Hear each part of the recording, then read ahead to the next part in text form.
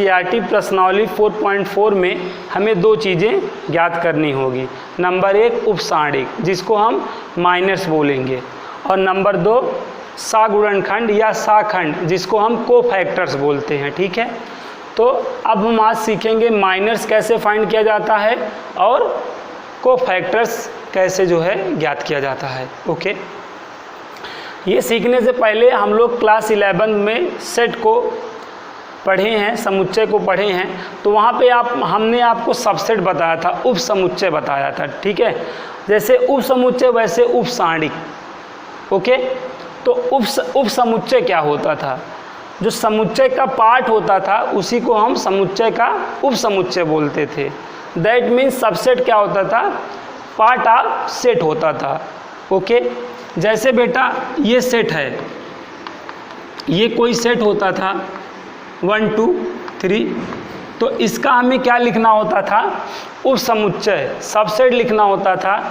तब सबसे पहले हमारा सबसेट 5 होता था, फिर एक एलिमेंट टेकन करके सबसेट बना लेते थे, है ना। फिर 2 एलिमेंट टेकन करके सबसेट बना लेते थे। याद आ रहा है कि नहीं? इस तरीके से ना ये, और फिर जितने एलिमेंट मतलब 3 एलिमेंट लेके सबसेट बना लेते थे। तो ये हमारे सेट के क्या होते थे? सबसेट होते थे। समुच्चय के ये हमारे क्या होते थे? उप समुच्चय होते थे। समुच्चय के उप समुच्चय, सेट के सबसेट, इस तरीके से हमारे 8 सबसेट बन जाते थे। तो अगर आप देखें ये जितने हमने सबसेट लिखे हैं वो सेट का एक पार्ट है कि नहीं? बताओ, सेट में तो लाइज ही कर रहा है सारे, हैं?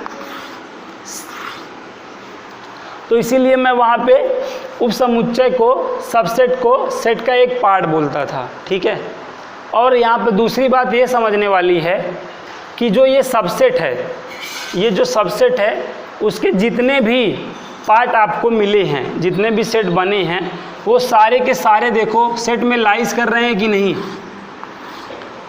लाइज कर रहे हैं ना।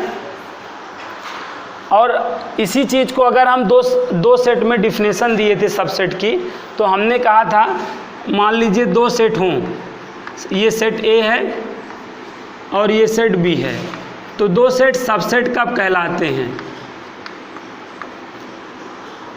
2 सेट सबसेट तब कहलाते हैं जब ए के ऑल एलिमेंट बी में लाइज करें। ए के ऑल एलिमेंट बी में लाइज करें तो ए को बी का सबसेट बोला जाता है।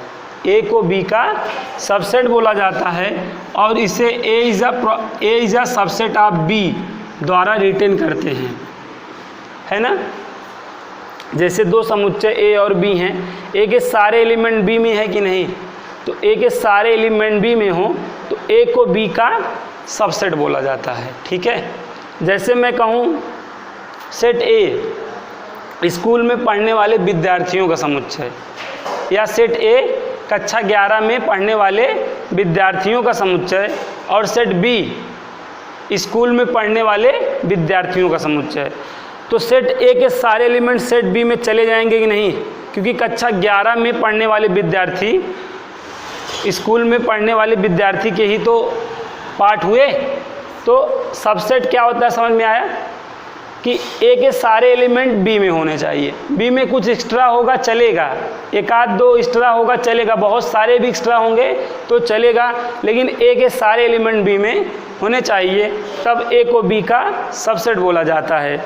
तो फाइनली हम लोग को समझ में आया कि भाई सबसेट क्या होता है। जो सेट होता है उसी का एक पार्ट होता है, उसी का। ठीक है, अब दूसरी चीज़ हम लोग ने मैट्रिक्स पढ़ा था। मैट्रिक्स में सब मैट्रिक्स होता है ना, उप आव्यूह होता है। जैसे हमने समुच्चय से उप समुच्चय पढ़ा था, वैसे आव्यूह में आव्यूह से उप आव्यूह, उप आव्यूह को सब मैट्रिक्स बोलते हैं। क्या बोलते हैं? सब मैट्रिक्स। तो सब मैट्रिक्स क्या होता है? ओके, सब मैट्रिक्स की डिफिनेशन हम लोग ने समझा था। जैसे बेटा ये कोई मैट्रिक्स है, ये मैट्रिक्स है, ये कोई गिवन मैट्रिक्स है, ये कोई गिवन मैट्रिक्स है, ये कोई गिवन मैट्रिक्स है। तो सब मैट्रिक्स क्या होता है, उप आव्यूह क्या होता है? तो बेटा कोई भी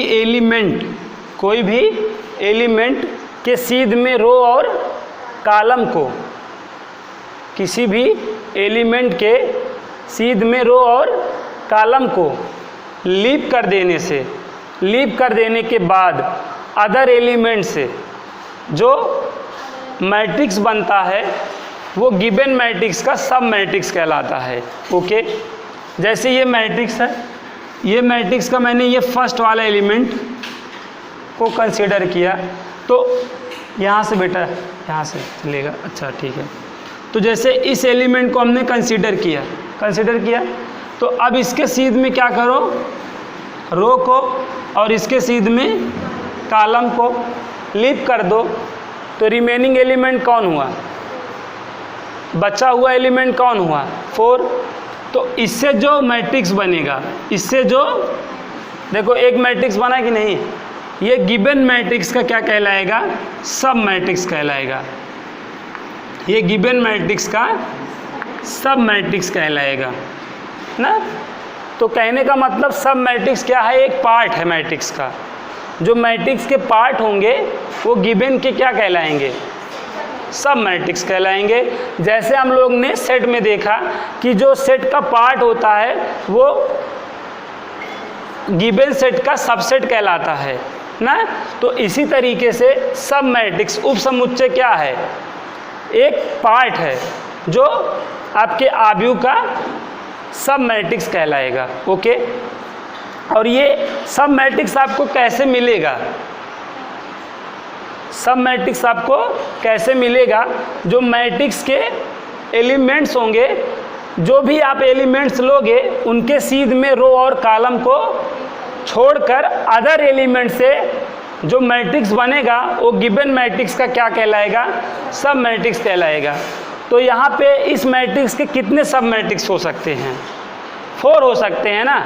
एक तो इस एलिमेंट से मिल गया, इसी तरह एक इससे मिल जाएगा, और एक इससे मिल जाएगा, और एक इससे मिल जाएगा। ओके, तो बेसिकली आपको सब मैट्रिक्स फाइंड करने के लिए करना क्या समझ गए, एलिमेंट टेकन करना है। एलिमेंट टेकन करके उसके सीध में रो और कॉलम को लीप कर देना है, और लीप कर देने के आफ्टर जो रिमेनिंग एलिमेंट्स होंगे उससे जो मैट्रिक्स बनेगा वो गिवन मैट्रिक्स का क्या कहलाएगा, सब मैट्रिक्स कहलाएगा, सब मैट्रिक्स कहलाएगा। तो अभी हमने एक सब मैट्रिक्स बिगेट किया ना। इसी तरीके से अगर मैं एलिमेंट 2 को टेकन करूं तो इससे भी हमें एक सब मैट्रिक्स मिल सकता है। तो मैंने 2 टेकन किया, इसके सीध में रो और इसके सीध में कॉलम को भूल जाओ तो क्या हुआ, मैट्रिक्स 3 बना। तो ये मैट्रिक्स 3 क्या है, गिवन का, ये जो ए है उसका क्या है, सब मैट्रिक्स है। ऐसे अगर मैं 3 लूँ तो देखो ये और ये, तो आपका क्या बन जाएगा, 3 को अगर आप टेकन करोगे तो इसको आप छोड़ोगे और इसको छोड़ोगे तो कौन, मैट्रिक्स 2 बनेगा कि नहीं। और 4 अगर लिया जाएगा तो मैट्रिक्स 1 बनेगा। तो ये जितने मैट्रिक्स हैं गिवन मैट्रिक्स के क्या कहलाएंगे, सब मैट्रिक्स कहलाएंगे। तो सब मैट्रिक्स क्या होता है, मैट्रिक्स का ही पार्ट होता है। जो कैसे मिलता है समझ में आया, एलिमेंटों को टेकन करने पे रो और कॉलम को लीप कर देने के बाद जो रिमेनिंग एलिमेंट्स बने होते हैं उनसे जो मैट्रिक्स बनता है वो गिवन का क्या कहलाता है, सब मैट्रिक्स। समझ में आ गया। तो हमने ये 2 एग्जाम्पल समझा। क्लास 11th में आपको समुच्चय से उप समुच्चय कैसे ज्ञात किया जाता है बताया, और मैट्रिक्स से सब मैट्रिक्स कैसे निकलता है। तो लेकिन आज हम जो चीज़ स्टडी करने वाले हैं, पढ़ने वाले हैं, वो हम माइनर्स पढ़ने वाले हैं और कोफैक्टर्स पढ़ने वाले हैं। तो भाई माइनर्स क्या होता है, देखिए माइनर उपसारणिक बोलते हैं। उपसारणिक कैसे हम फाइंड करेंगे, जैसे बेटा देखो ये कोई सारणिक है, ये कोई डिटरमिनेंट है, ये कोई डिटरमिनेंट है मान लो डी, और हमें क्या निकालना है, इसका उप सारणिक निकालना है, हमें इसका माइनर्स निकालना है। तो आव्यूह से हमने क्या समझा, उप आव्यूह, समुच्चय से हमने उप समुच्चय समझा। इसी तरीके से अब हम सारणिक से उप सारणिक समझने चल रहे हैं। देखो तीनों चीज़ें एक दूसरे से कनेक्टेड हैं। समुच्चय से जब हमने उप समुच्चय पढ़ा तो हमने क्या कहा कि मतलब जो सब सेट से हमने सबसेट पढ़ा ना, तो हमने कहा subset is the part of set. हमने सेट से क्या पढ़ा, सबसेट, तो हमने सबसेट के लिए क्या कहा, subset is the part of set. फिर हमने दूसरी चीज़ क्या पढ़ी, मैट्रिक्स से हमने सब मैट्रिक्स पढ़ी, तो वहाँ पे भी हमने बोला कि सब मैट्रिक्स के लिए भी बोला कि सब matrix is the part of matrix. तो इसी तरीके से यहाँ पे हम सारणिक से उप सारणिक पढ़ने चल रहे हैं ना, तो हम ये बोल सकते हैं minor is the part of determinant. सही है बात कि नहीं? तो उप सारणिक भी क्या है, सारणिक का एक पार्ट है, एक भाग है, जो आपको कैसे मिलेगा। आपने देखा आव्यूह से उप आव्यूह आपने आप आए ना, तो उसी तरीके से यहाँ पे आपको उप सारणिक मिलने वाला है। अगर हमको इस डिटरमिनेंट का क्या फाइंड करना है, माइनस फाइंड करना है, उप सारणिक फाइंड करना है, तो हम क्या करेंगे, जो एलिमेंट्स हैं पहले वन को कंसीडर करेंगे। वन को कंसीडर करके उस वन को कंसीडर करके रो और कॉलम को लीव कर देंगे। रो और कॉलम को लीव कर दिए तो रिमेनिंग एलिमेंट क्या हुआ, 4 ना।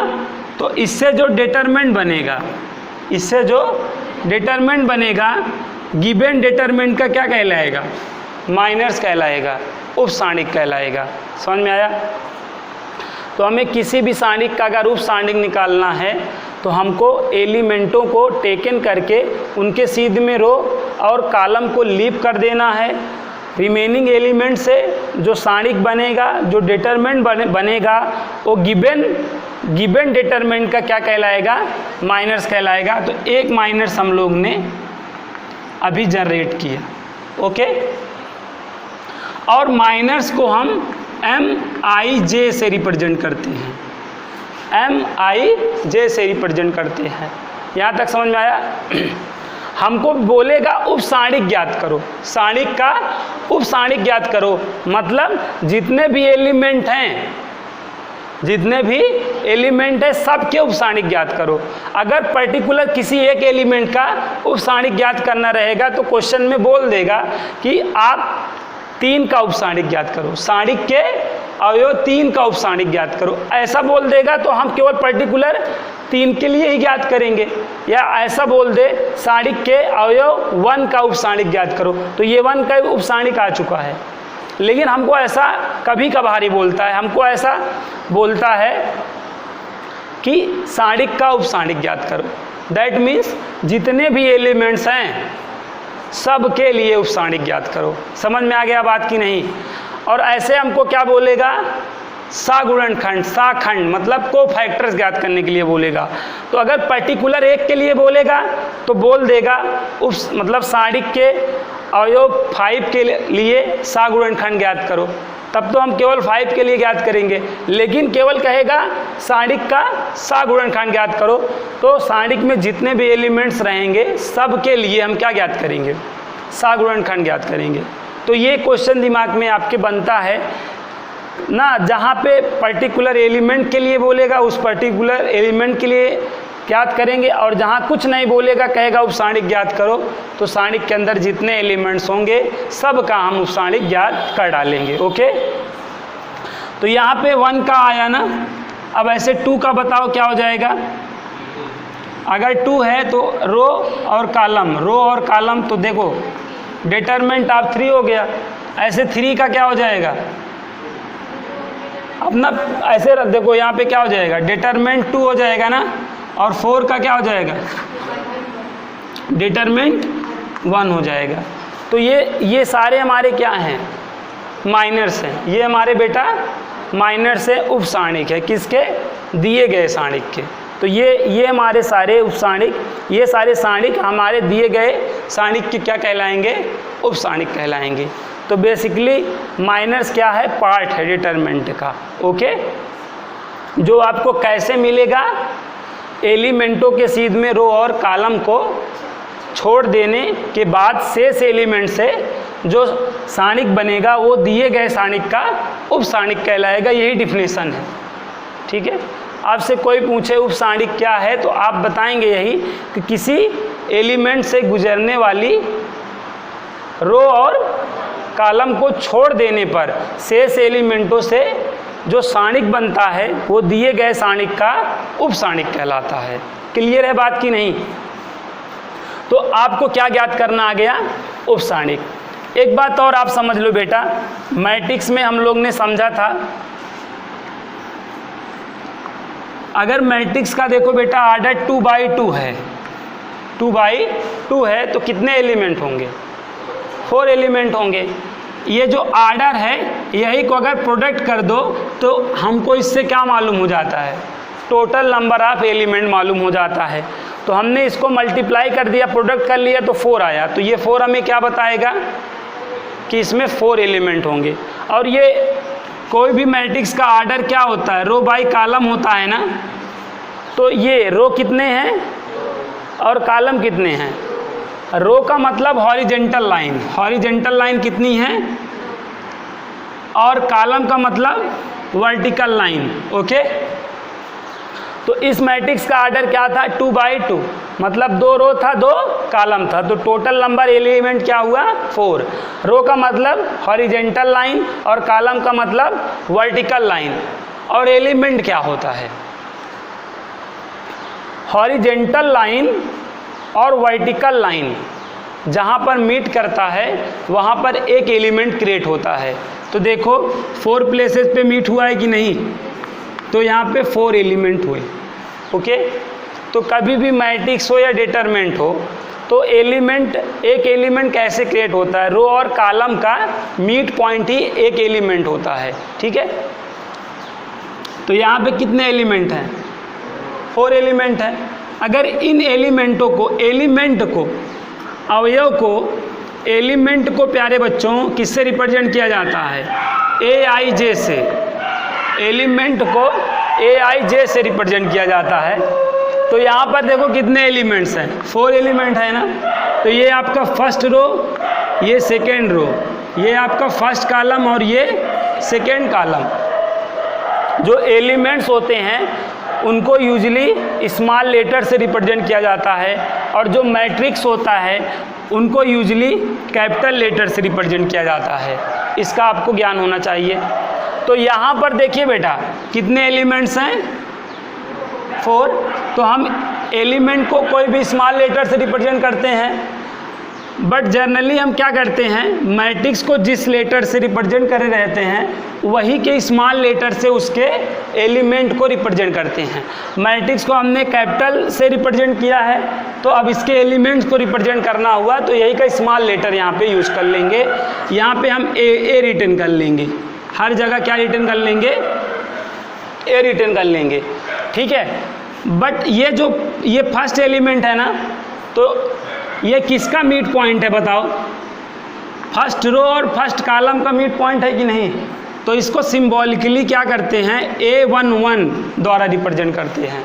A11 क्या बताता है, ये आपका मैट्रिक्स का फर्स्ट एलिमेंट है। ओके, इसी तरह अब ये वाला एलिमेंट देखो, आपको सिंबॉलिकली रिटर्न करना है तो क्या होगा, देखो फर्स्ट रो और सेकेंड कॉलम में पढ़ रहा है तो A12 द्वारा रिटर्न होगा, और ये वाला A21 और ये वाला A22। समझ में आया? तो अगर किसी मैट्रिक्स का आर्डर 2×2 है तो वो एलिमेंट्स 4 एलिमेंट होंगे, और वो 4 एलिमेंट सिंबॉलिकली कौन कौन से होंगे, समझ गए, A11, A12, A21, A22। समझो बात को बेटा, ये आप समझो, जैसे देखो आप एक मैट्रिक्स हमें 2×3 आर्डर का गिवन कर दिया, तो अब हम क्या जान गए, 6 एलिमेंट होंगे कि नहीं। अब वो 6 एलिमेंट कौन कौन होंगे आपको पता है, नहीं पता होने पे हम जो सिंबॉलिकली जानते हैं वही तो लेंगे। हम यहाँ पे आप कितने रो हैं बताओ, और कॉलम कितने हैं? तो देखो ऐसे 2 हॉरिजेंटल लाइन ड्रा कर दो और 3 क्या कर दो, वर्टिकल लाइन। तो 6 एलिमेंट हुए कि नहीं? अब वो एलिमेंट कौन कौन होंगे अगर आपको रिटर्न करना? ये रो है, पहला रो, ये दूसरा रो, ये पहला कॉलम, ये दूसरा कॉलम, ये तीसरा कॉलम। तो ये फर्स्ट को रिप्रेजेंट करेगा ना, जो किससे रिटर्न किया जाएगा? A11 से, ये सेकंड को जो A12 से, ये थर्ड को A13 से ना। ये वाला बताओ, ये वाला और लास्ट वाला।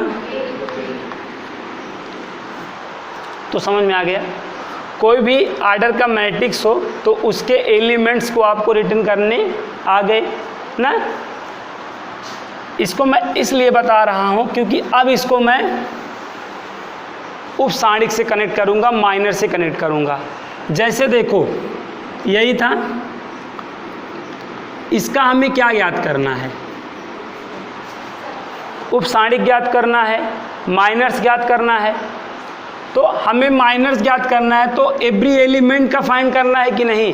क्योंकि पर्टिकुलर एलिमेंट का तो कह नहीं रहा है कि सारणिक के अवयव 3 का उपसारणिक ज्ञात करो, वो तो कह रहा है सारणिक का उपसारणिक ज्ञात करो। दैट मीन्स जितने भी एलिमेंट्स हैं सब के क्या ज्ञात करो, उपसारणिक ज्ञात करो। तो हम यहाँ पे क्या लिखते हैं? जैसे 1 का उपसारणिक लिखते हैं कि नहीं? 1 का उपसारणिक, अगर हमें 1 का उपसारणिक निकालना है, 1 का उपसारणिक निकालना है तो हम क्या करेंगे? 1 के सीध में रो और 1 के सीध में कॉलम को लीप कर देंगे।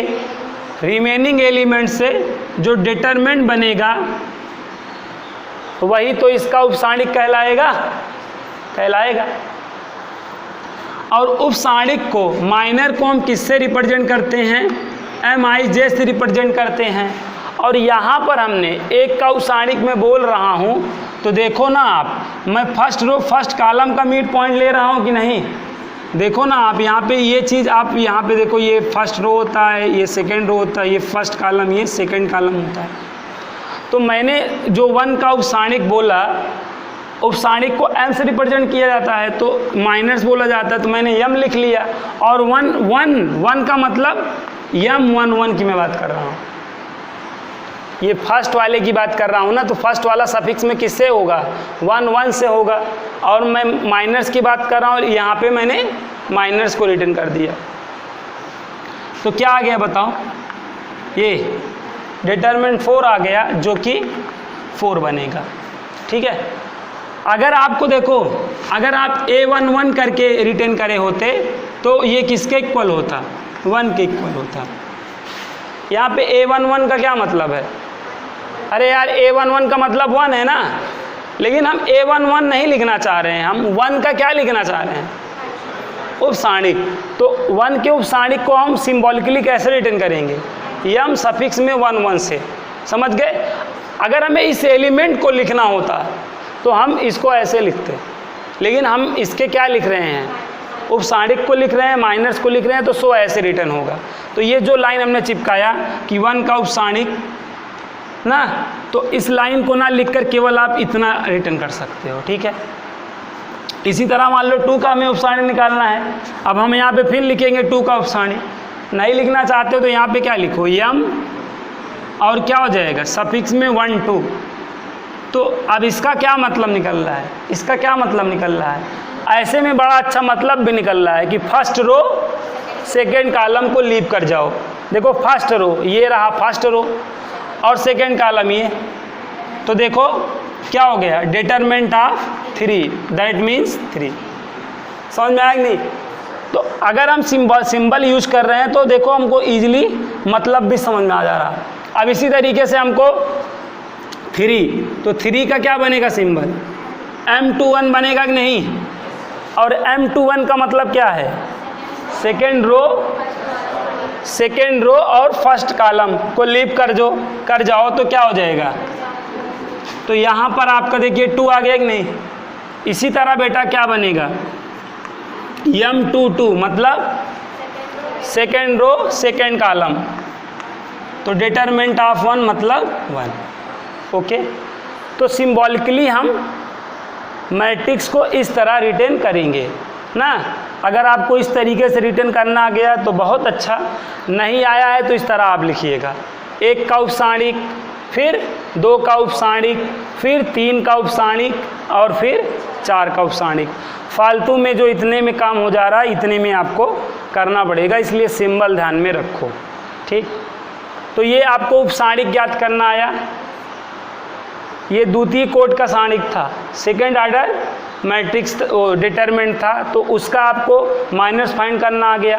अब हम एक जो है 3/3 ऑर्डर में देखेंगे, मेन तो वही है। अब मान लो बेटा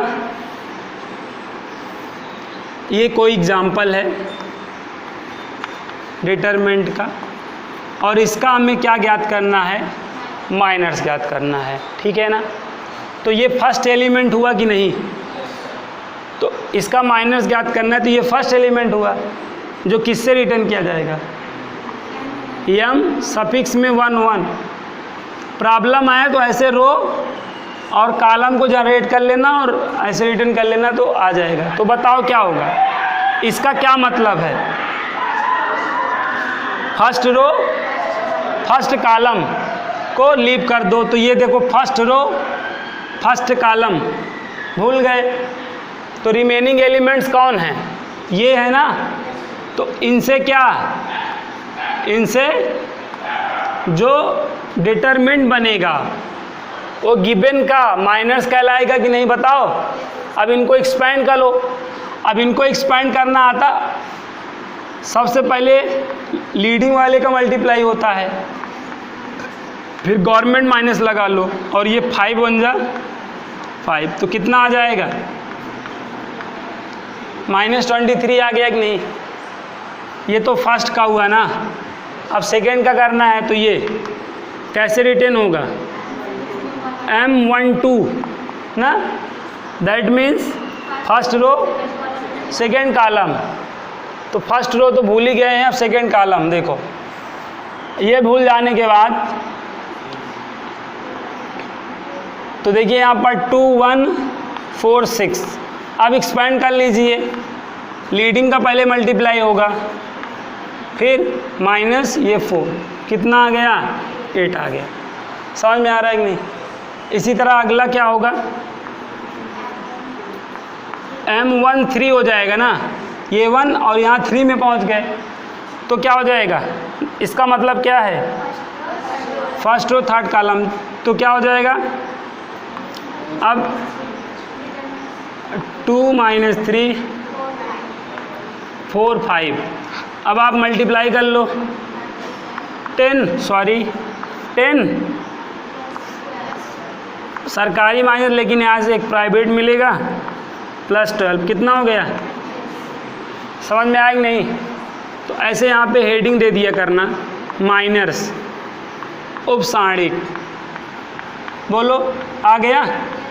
अभी पूरा हुआ नहीं है, अभी तो केवल इन 3 का निकला है ना। अब इनको कैसे लिखोगे, M21 M22 M23 M31 M32 M33। चलो अब इसको क्वेश्चन को नोट करके पूरा आप अभी 6 और आपको करने हैं, करो, एक क्वेश्चन कंप्लीट करो।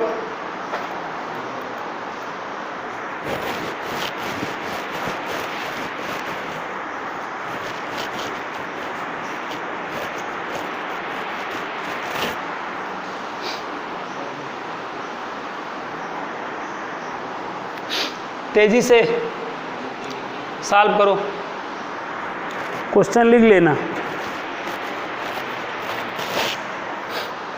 साणिक का उपसाणिक ज्ञात करना ना, यहाँ पे सबसे पहले हेडिंग क्या दोगे, साणिक का उपसाणिक ज्ञात करना। उसके बाद क्वेश्चन नोट करोगे और उपसाणिक इस तरीके से ज्ञात कर लोगे।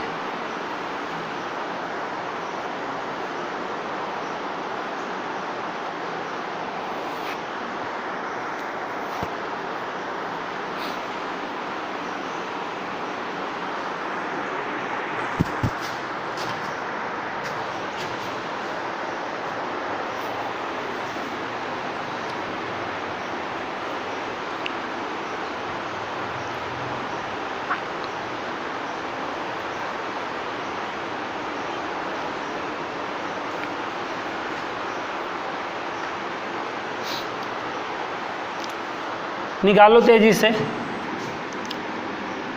M21 आ गया कि नहीं?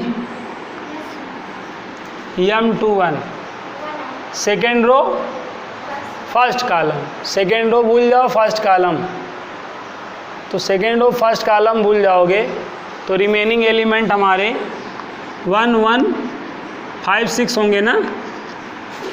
अब एक्सपेंड कर लो, 6 - 5 दैट मीन्स 1 आएगा, 1 आया। चलो M22 निकाल लो बेटा, second row second column, second row second column भूलना है। तो रिमेनिंग एलिमेंट से तब कौन सा डिटरमिनेंट बनेगा? 1 1 4 6, तो 6 - 4 2 आ गया।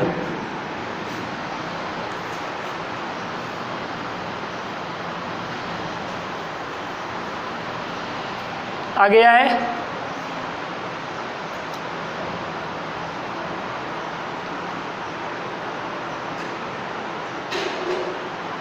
गया।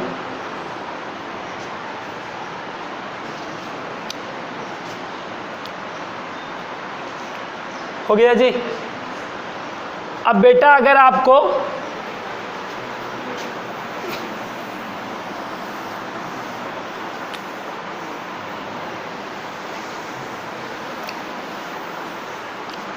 इसी में आपको अगर बेटा साखंड लिखना होता, साखंड को फैक्टर्स अगर इसके फाइंड करने होते तो क्या करते? को फैक्टर्स क्या है? जो माइनर्स है अगर उसी को हम साइन के साथ टेकन कर लें तो वो को फैक्टर्स कहलाता है। उपसारिक को अगर उचित चिन्ह सहित ले लिया जाए तो वो साखंड कहलाता है। उपसारिक को अगर उचित चिन्ह सहित ले लिया जाए तो क्या कहलाएगा? साखंड कहलाएगा, को फैक्टर्स कहलाएगा। और को फैक्टर्स को यहाँ पे आप समझिएगा, साखंड को, साखंड मतलब को फैक्टर्स, को फैक्टर्स को प्यारे बच्चों CIJ से रिप्रेजेंट करते हैं, CIJ से रिप्रेजेंट करते हैं।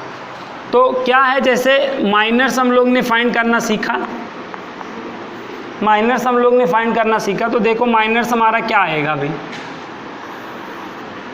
इसका मतलब समझ रहे हैं ना फर्स्ट एलिमेंट का। तो फर्स्ट एलिमेंट का अगर मैं माइनर्स फाइंड करूं तो देखो -18 और -5, ये -23 आया, ठीक है। तो क्या कह रहा है, अगर यही माइनर्स को विथ साइन टेकन कर लीजिए, साइन के साथ टेकन कर लीजिए तो वो क्या कहलाने लगेगा? को फैक्टर्स कहलाने लगेगा। तो जैसे यहाँ पे माइनस आपका फर्स्ट वाला माइनस आप ज्ञात कर रहे हैं तो M11 से रिप्रेजेंट हो रहा है। इसी तरीके से गुणनखंड ज्ञात करने लगेंगे तो ये C11 से रिप्रेजेंट होगा, ठीक है। और यहाँ C में जो सफिक्स है यही आपको साइन देगा, C में जो सफिक्स है यही आपको चिन्ह बताएगा। और यहाँ पे चिन्ह के लिए आपको दो बातें याद रखनी हैं, हमेशा रो प्लस कॉलम करना है। क्या करना है? रो प्लस कॉलम। अगर सम आए, क्या आए? सम। अगर इवन आए तो आपको प्लस साइन लेना है। क्या लेना है? Plus sign. और सेकेंड, अगर रो प्लस कॉलम करने पे विषम आए, क्या आए? विषम आए, ऑड आए, तब आपको क्या साइन करना है? माइनस करना है। बाकी आप माइनर ही लोगे। तो जैसे हमको ये माइनस हमको फाइंड करना आ गया, अब यही को हम अगर साइन के साथ टेकन कर लें तो क्या कहलाएगा? को फैक्टर्स कहलाएगा। तो अब इसका साइन कैसे डिसाइड होगा? इसको ऐड करो, 1 + 1 करो। 1 + 1 मतलब रो प्लस कॉलम करे, क्या आया? अरे 1 + 1 2 आया। अब 2 इवन है कि ऑड? सम है कि विषम? सम है ना, तो क्या साइन लोगे? तो ये जो M11 है ये प्लस हो जाएगा। अब आपने माइनर्स को साइन के साथ ले लिया कि नहीं? अब ये और ये माइनर्स आपको पता ही है क्या है भाई, ये M11 यही तो है, -3 1 5 6 और आपने इसको एक्सपेंड किया था तो -23 आया। तो अब ये चीज़ क्या कहलाएगा? कोफैक्टर्स कहलाएगा। आइडिया लग रहा है कि नहीं? अगर हम माइनस को ही साइन के साथ टेकन कर लें तो वो क्या कहलाने लगेगा? कोफैक्टर्स। तो जैसे हमें सारणिक का उपसारणिक निकालना होता था तो प्रत्येक एलिमेंट का निकालते थे ना, इसी तरह अगर हमें सारणिक का सगुणनखंड निकालना रहेगा तो हम प्रत्येक का निकालेंगे। क्लियर हो रहा है बात? अब मैं आपको, ये तो मैंने आपको कोफैक्टर्स हेल्प ऑफ माइनर्स बताया, लेकिन आपको डायरेक्टली ये चीज़ फाइंड करनी रहेगी। कोफैक्टर्स आपको डायरेक्टली फाइंड करना रहेगा। तो जैसे मान लो ये सेकंड है कि नहीं, सेकंड का अगर हमें कोफैक्टर्स फाइंड करना हुआ, सेकंड एलिमेंट का हमें कोफैक्टर्स फाइंड करना हुआ, तो पहले क्या करो? First of all row plus column करो 1 + 2 3 आया। अब 3 सम है कि विषम? विषम है, ऑड है, तो साइन क्या लोगे? तो सबसे पहले माइनस का साइन लगा दो। ओके, उसके बाद मैट्रिक्स का साइन लगा दो छोटा सा ना, माइनस, फिर डिटरमिनेंट का साइन लगा लो। अब क्या करने वाले हो? जैसे माइनर में करते थे, फर्स्ट रो सेकेंड कॉलम को लीव कर जाओ। तो ये रहा फर्स्ट रो और ये रहा सेकेंड कॉलम, तो इसको लीव कर गए तो 2 1 4 6 से जो डिटरमिनेंट बनेगा वही अब यहाँ पे क्या कहलाएगा? क्योंकि ऐसा आप कब करते थे? माइनर में करते थे, और उसको आप विथ साइन ले रहे हो तो ये कोफैक्टर्स कहलाने लगेगा। अब यहाँ देखो, ये आपका माइनस रहेगा ही। अब इसको एक्सपेंड कर लो, 12 - 4 तो कितना आ जाएगा? -8। समझ में आ गया? तो इस तरीके से हम एवरी एलिमेंट्स के क्या ज्ञात करते हैं? सगुणनखंड कोफैक्टर्स ज्ञात करते हैं। समझ में आया? ये अभी इस एलिमेंट का है, हमें सारे एलिमेंट्स के कोफैक्टर्स निकालने होंगे, तो सिंबॉलिकली इस तरीके से हम रिटर्न करते जाएंगे और हमारे कोफैक्टर्स आते जाएंगे। अब सपोज इसका निकालना है तो C13 रिटर्न होगा, साइन क्या होगा बोलो? प्लस। जैसे सारणिक का साइन होता है प्लस माइनस प्लस, इसी तरीके से यहाँ भी चलने लगेगा। जैसे माइनस आया प्लस आया, अगले के लिए फिर माइनस, इस तरीके से भी आप सोच सकते हो। या ये चीज़ आप चेक कर लो कि क्या आ रहा है, हमेशा कभी गड़बड़ी नहीं होगी ना। तो इसका क्या मतलब है?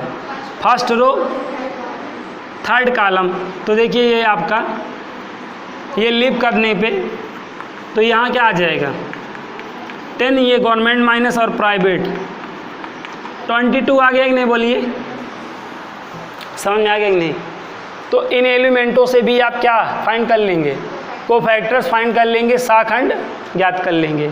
तो अब आपको मैं क्वेश्चन दे रहा हूँ घर के लिए बहुत सारे, उसके बाद 2 प्रॉपर्टी इस पे मैं बताने वाला हूँ आपको। तो देखिए NCERT प्रश्नावली 4.4 में फर्स्ट का फर्स्ट क्वेश्चन है, निम्नलिखित सारणिकों के अवयवों के उपसारणिक एवं साखंड लिखना है। माइनर फाइंड करना है, फिर साखंड फाइंड करना है। तो पहला है डिटरमिनेंट ऑफ 2 - 4 0 3। चलो इसको कंप्लीट करो जल्दी से।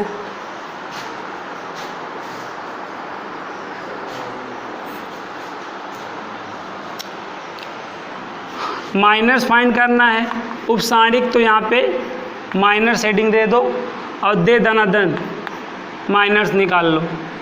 फर्स्ट रो फर्स्ट कॉलम 3 आ गया, फर्स्ट रो सेकंड कॉलम 0 आ गया, M21 second row first column -4 आ गया, और सेकेंड रो सेकेंड कॉलम 2 आ गया। देखो माइनस आ गया जी। कोफैक्टर्स तो क्या हो जाएगा? C11, तो ये आपका क्या हो जाएगा? यहाँ पे भी पहले प्लस अप्लाई कर लो, फर्स्ट रो फर्स्ट कॉलम 3 आया ना, माइनस, फिर 0 0 आएगा, माइनस फिर -4 +4 आएगा, यही तो आएगा जी। बोलो, माइनस हो गए, कोफैक्टर्स हो गए ना। कोफैक्टर्स में आपको साइन भी लेना है, और साइन कैसे लेना है, रो प्लस कॉलम करके। प्लस से स्टार्ट करना है, प्लस माइनस करते जाना है। फिर यहाँ पे देखो एक चीज़ देखो, दिक्कत आ रही ना, प्लस माइनस फिर प्लस हो गया, तो वो जो लॉजिक मैं कह रहा हूँ प्लस माइनस इस तरीके से नहीं चलना है, आपको ये चेक करते चलना है ना, नहीं तो उसके अकॉर्डिंग तो यहाँ पे गलत हो जाता है। तो रो प्लस कॉलम देखते चलना है, तो आपको साइन सही पता चलता चलेगा। देखो बेटा, ये हो गया। अभी 3 क्वेश्चंस और हैं। अब फर्स्ट का सेकंड क्वेश्चन है, डिटरमिनेंट ऑफ ACBD। नोट कर लीजिए, घर पे करिएगा। और 2 का फर्स्ट है 1 0 0 0 1 0 0 0 1। इसको भी आप घर पे करिएगा। 1 0 4 3 5 -1 0 1 2। और एक एग्ज़ाम्पल भी है इस टाइप में, 2 एग्ज़ाम्पल हैं। एग्ज़ाम्पल 20 1 -2 4 3, और एग्ज़ाम्पल नंबर 22 है।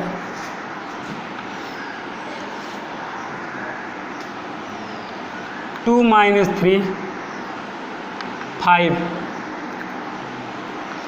6 0 4 1 5 -7। ओके बेटा, यहाँ तक आया। अब आपको 2 थ्योरम समझनी है, 2 प्रमेय समझनी है। तो ये सारे क्वेश्चन आपको घर पे प्रैक्टिस कर लेना है, ठीक है। ये जो एग्जाम्पल है इसको हम लोग डिस्कस करते हैं। एग्जाम्पल से मैं आपको दो थ्योरम समझा देता हूँ, 2 प्रमेय समझा देता हूँ। देखो इसमें कितने एलिमेंट्स हैं, 4 एलिमेंट्स हैं। तो उन एलिमेंटों को रिटर्न करो, तो A11 = 1 हो जाएगा, A12 = -2 हो जाएगा, A21 A22 एलिमेंटों को रिटर्न कर दिया, समझ में आया। और दूसरा, इनका आप जो है क्या कोफैक्टर्स फाइंड कर लो। तो क्या होगा बताओ, C11 क्या होगा, फर्स्ट रो फर्स्ट कॉलम 3 आया। C12 क्या होगा बताओ, फर्स्ट रो सेकंड कॉलम -4 आया। C21 क्या होगा, सेकेंड रो फर्स्ट कॉलम +2 आना, यहाँ से माइनस वहाँ से माइनस। और C22 क्या होगा 1। ठीक है, एलिमेंट्स और कोफैक्टर्स, ये दोनों चीज़ें हमने ज्ञात कर लिया। अब थ्योरम ये है कि मतलब ये सारणिक है, अगर सारणिक के हम अवयव ले लें और कोफैक्टर्स ले लें किसी रो या कॉलम, जैसे ये रो है ये कॉलम है, ठीक है। जैसे ये फर्स्ट रो है, फर्स्ट रो के एलिमेंट कौन कौन है, A11 और A12 हैं ना। और कॉलम क्या है, और इनके कोफैक्टर्स कौन है, C11 C12 हैं ना। तो क्वेश्चन ये है कि हम किसी सारणिक में जो रो ले रहे हैं, अगर उसका कोफैक्टर्स भी लेके मल्टीप्लाई कर दें, क्या कर दें, इनका क्या कर दें, इनका क्या कर दें, मल्टीप्लाई करके ऐड कर लें। क्या करके, जो रो ले रहे हैं, मतलब कोई जो रो लें उसका कोई फैक्टर्स भी लें और मल्टीप्लाई करके ऐड कर दें, मल्टीप्लाई करके ऐड कर दें तो हमें क्या होगा, देखो 1 इंटू 3 प्लस क्या हो जाएगा फिर -2 इंटू -4 ना, तो ये क्या आ जाएगा 3 8 11 आ जाएगा, ठीक है ना। तो ऐसा करने पे हमें उस डिटरमिनेंट की वैल्यू फाइंड हो जाएगी। एक तो जो हम एक्सपेंड करते हैं 3, अभी एक्सपेंड करते तो 11 आता कि नहीं ना, तो हम इस मेथड से भी डिटरमिनेंट की वैल्यू फाइंड कर सकते हैं। जो रो मतलब जो रो लें वही का क्या ले लें, कोफैक्टर्स ले लें। जो रो लें या जो कॉलम लें वही के अगर कोफैक्टर का साथ में मल्टीप्लाई करके ऐड कर दें तो हमें सारणिक का मान प्राप्त हो जाता है। समझ गए, किसी सारणिक में जो हम रो या कॉलम लें अगर उसी का कोफैक्टर्स भी लेकर दोनों का मल्टीप्लाई करके ऐड कर दें तो हमें उस सारणिक का मान ज्ञात हो जाता है। प्रमेय ये है। प्रमेय क्या है, समझ में आया। कोई डिटरमिनेंट का जो रो या जो कॉलम ले साथ में अगर उसका हम कोफैक्टर्स लेके मल्टीप्लाई करके ऐड कर दें तो हमें उस सारणिक का मान ज्ञात हो जाएगा, ठीक है। लेकिन अगर हम ये चीज़ इंटरचेंज कर दें ना, एलिमेंट रो में ये एलिमेंट लें, इधर एलिमेंट लें और ये कॉलम ले लें, मतलब रो का फर्स्ट रो का एलिमेंट लें और फर्स्ट कॉलम का कोफैक्टर लें और उनका मल्टीप्लाई करके जोड़ दें तो हमेशा 0 आएगा। ये भी सेकंड मतलब थ्योरम, ये सेकंड थ्योरम है। मतलब